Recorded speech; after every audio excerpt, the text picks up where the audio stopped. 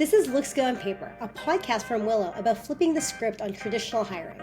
I'm Daneal Charney, and every episode I put big voices in hiring and work culture through 3 quick-fire questions, speed dating style, to get the habits, trends, and ideas that matter. Hi, and welcome to this episode of the Looks Good on Paper podcast. So today with us, we have somebody that I think is phenomenal and a really big name in the Toronto tech space. I personally known her for about 10 years now, and we've worked together with some of the venture-backed companies I worked at, and I thought she would be the perfect fit for this podcast. So I'm so excited to introduce Daneal Charney, who is a fractional HR and executive coach who helps fast growth tech companies build aligned, high performing leadership teams. Hi, thank you so much for being here. I'm so excited to chat with you. Yeah, I'm excited too, Anita. I mean, it's amazing that we did meet that long ago. And when I was a executive in residence at Mars, and you were one of the hundreds of tech companies that I got to see a little bit in terms of how effective leadership teams operate. And now I'm doing a program that readies sort of like that next level of leader. So super excited to chat with you today. Yeah, I know. That's why I'm so excited, because I think like the amount of people that you got to see, the amount of companies in that amount of time, and still in the work that you do, that you get to see like, hiring and talent at its best and sometimes worse. And that's kind of why we're here today to Yeah, chat. let's be honest. Sometimes at its worst. Awesome. Well, again, so great to have you here. So you know the game.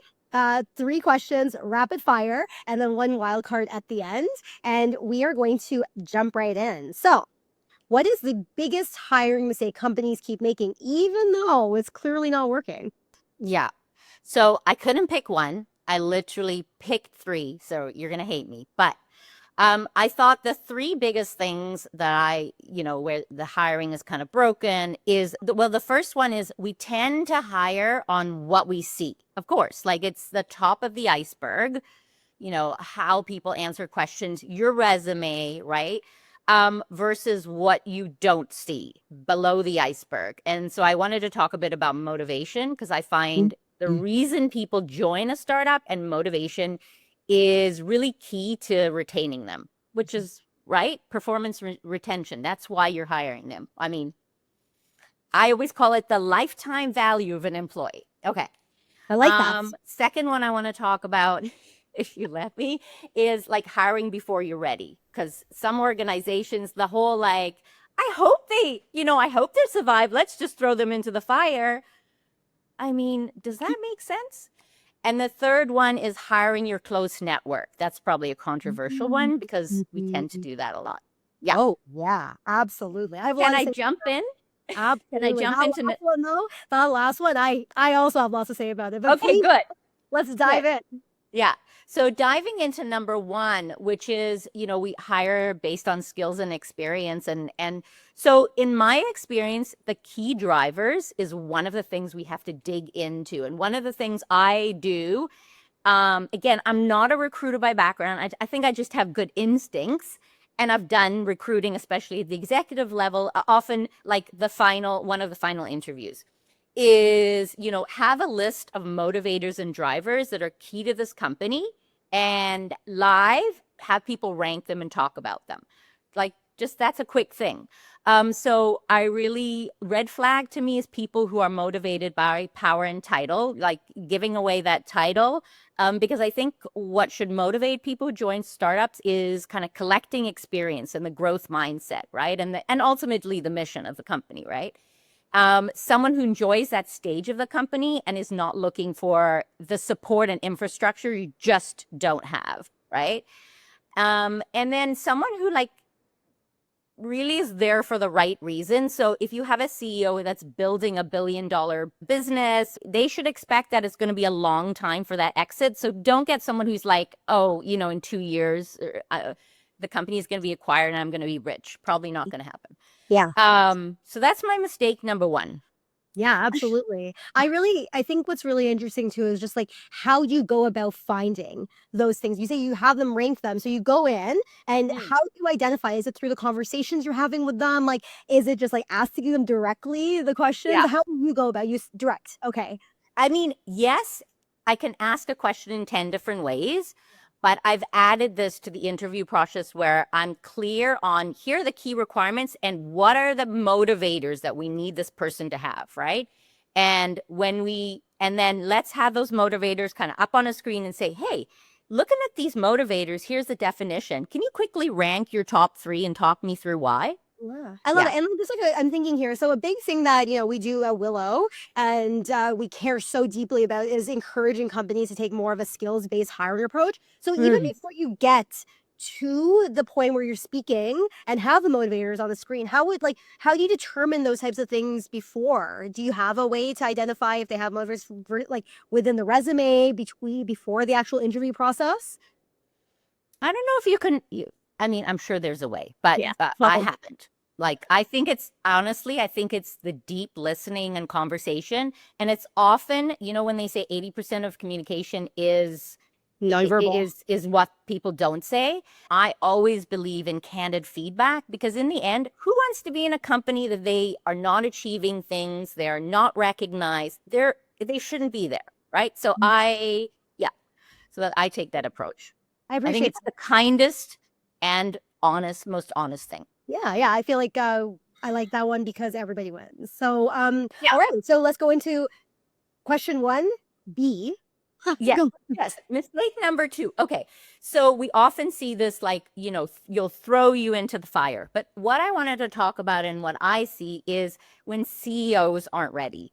Honestly, it's usually early stage. They're hiring their next leader. And it's amazing because they're going to get to do the work that they weren't getting to do. But what happens is CEOs get in their own ways sometimes because it's their baby. They've gotten to 0 to 1 on their own. And now they actually have to transition some of the responsibilities. They have to be very clear about accountability, metrics. What are your decision-making rights? And it is very hard for many founders. I've seen them struggle and I've coached them through it. That's so unfortunate too. Like that cost of like bringing them in, onboarding them, the overall employee experience, the people that were on their team. Like you think about the cost of those things. Yeah. And I obviously have been in a lot of startups and I've dealt with that too. Where it's like, the CEO, I get it, it's your baby, but you want a high performer and you're going to spend all this time bringing them in. You're going to go scout them, maybe headhunt them, and then you bring them in and you don't relinquish.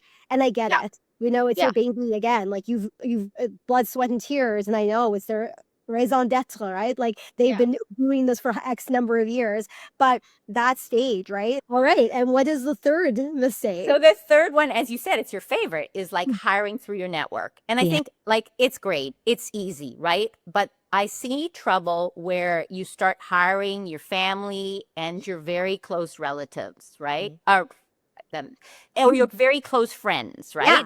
And I have a friend who's a CEO, and he said, I couldn't believe it. For 15 years, he had his co-founder was his close friend, and it said it took him 15 years to realize, first of all, the person who the other person was running sales, they didn't agree on the approach. He would kind of hold his tongue for a long time and then just get super pissed off, right? And what he realized is if you're the CEO, you're actually an employee-employer relationship, even with your founders and your others, and you have to manage that relationship, set up expectations, have real-time feedback, and that is very hard in a high-stakes relationship where it's family or close friends. It's very hard and of course, when you're hiring, then there's a lack of due diligence. I trust you, come on board. And when you're terminating them, it's so painful and heartbreaking. And so, it didn't work. His company never did what he wanted it to because he didn't have the right co-founder, ultimately. It's so tough, right? And I think it's like, someone that, you love and trust, and then you have someone that buys into your vision. That person is close to you. You want to bring them in. You respect them. Like, but you know what? That's the part that people will talk about, like the conflict that happens. That people, you might lose a friendship. Those are things I've seen before. So it's dicey. You take a chance. Sometimes it might work. Co-creating with someone you love and respect is beautiful, but there are consequences if it doesn't go well.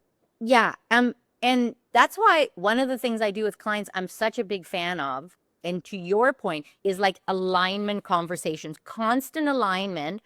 Make sure you are aligned on things like, what do we do if there's disagreements? How do we make decisions, right? Are we aligned on our value proposition and any core business thing that we need to be aligned on? You should do it in the hiring process. Start to ask those questions to see if there's alignment. How do you do that? How have you seen that done? The more you can get people to be themselves, right, and be a bit unhinged, I think there's two things that I've thought about. One is really getting people to be themselves. So like, you're going out with a team for a coffee or whatever, right? And you see what they're really like. Or we used to do this thing at one of our organizations is we used to make sure that the EA interacted a lot with the hiring person. She used to give me a score. She was lovely. She'd always give me a score on a candidate, the interpersonal skills. Ultimately, that's so important, right? How are they going to collaborate, right? It's all around team effectiveness. So, there's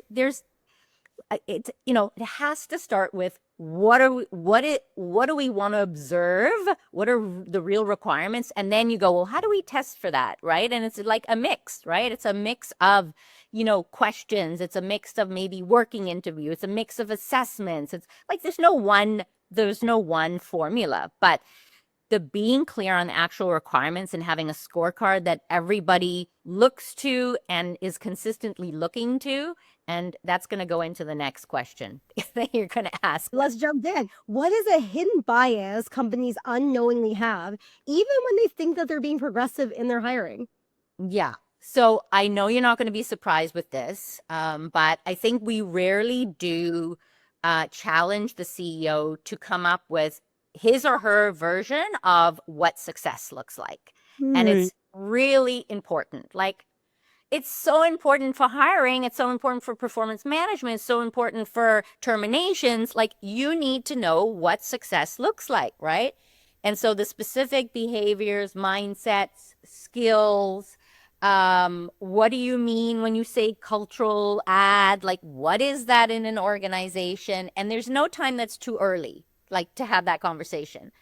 So I think what happens a lot of time, because it is the CEO, it's their company, so they know, but what do they know, right? And so their interviews often lack the structure, they have no oversight. And when they say, this is my gut, this is my gut. And the problem with that is, if they have really great instincts, there's maybe not a problem, except I would like to still know all those questions. I had to have those questions answered. But not all CEOs are equally good at hiring. In fact, sometimes they really have bad instincts. This is one of the things too. The first scenario you gave is something that a lot of people see, and as I've spoken through these conversations, as a bias that we hire what we know. It's that that confirmation bias of like, I know this person. This person went to the same school as me. Therefore, they're a better candidate. And it's just not the case. We just have to be aware of our biases. We know that we do these things, but just even having a conversation about like, hopefully your CEO in a company is open to hearing that, maybe you actually just need to be aware that you have this bias of doing this. And this will help us in the long run. Now let's jump into number 3. And then after that, we'll have our quick wild card. So what's the most surprising hire you've ever made? And how did their success defy what looked good on paper? Or vice versa. Sometimes I ask that. Yeah. So this is an interesting one. It's a non-tech one. I was working with a medical company, actually, like many years ago. And I was thinking about the whole panel interview. Oh, it's the worst, right? When you have like 4 people interviewing you, it just feels like, I was like, interesting. This medical company, what was really important to them, of course, the technical skills, okay? They had already interviewed for that, but like really a great patient experience. And it meant that people had to really work together to be very collaborative, to make sure like the team's winning, the business is winning. And I was like, let's switch the panel interview around and take our top 3 candidates. And what we did is we interviewed them, but it wasn't so much what they said, because we'd already decided that was somewhat important, but it was more, again, what I was saying, that beneath the iceberg. So the top candidate, I'll tell you the things that she showed.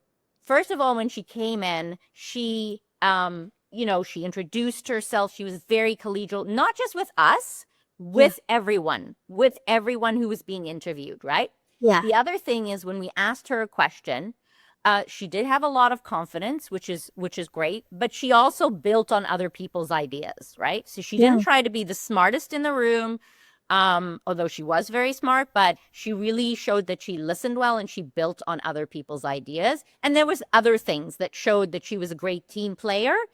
We ended up offering her the job, and she's still there 15 years later. Like, I love that. I love hearing that.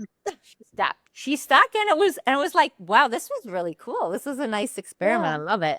I also love how you flipped it on his head. And I think that's Yeah. so important, right? Where it's just also like giving them the chance to also show those things. But I love that idea where it's like, okay, what are we looking for? What are those things that are like, she's building off other people's ideas, these softer skills. Like maybe like you talked about in the first answer you gave as well, this idea of like, what's the motivation? So these types of things are like such like little signals. I used to look as a hiring manager for like my department line, obviously marketing. I would look deeply at things like, do they start side projects? Do they do things for themselves? I love the idea of a self-starter. I love like the initiative. Right. You know what? I'm in a startup. I'm going to be the best manager I can be, but there are times when you need to go and do the things yourself. And I'm not going to be able to like direct everything. So, we have to look for those like little cues. And I would say like, did you ever start anything? Even in an interview, I'd ask them things like, have you ever done anything on the side? Like what gives you passion? Like these types of things, 100%. I wish I wouldn't start so many things on the side because I throw myself into things that are very difficult and scary. And it puts me in the beginner mindset again, right? But jump into our wildcard questions. We talk about assessing like fit and stuff like that and identifying those signals. How do you feel about new tools like one-way video interviewing tools and things like that as a way to determine if somebody is a good fit? Do you ever use anything like that?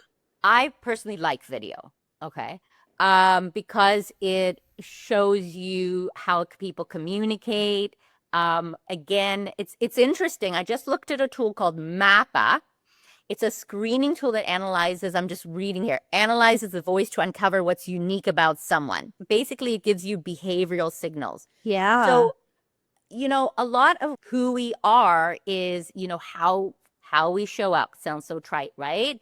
And how we communicate. And I personally get a lot from watching people on video. I think it's a very quick way to see the way someone interacts. Now, obviously, there's, some drawbacks video, and some people are really uncomfortable with it, so they may not show up as they normally would. I mean, I guess I'm a person who's very comfortable on video, but I have definitely done that in roles I've personally hired for on my team. Video was part of the interview process. Yeah, I just think it can be a great tool personally. I think so too. If you're a hiring manager, I think the biggest thing here is front loading and understanding that not everyone will show up in the same way. And that's understandable. But I think as a complement to within the hiring process, actually is a really good tool to be able to assess personality. I think we talk a lot about cultural fit and alignment with other team members. Maybe you can get a vibe off that, how people talk.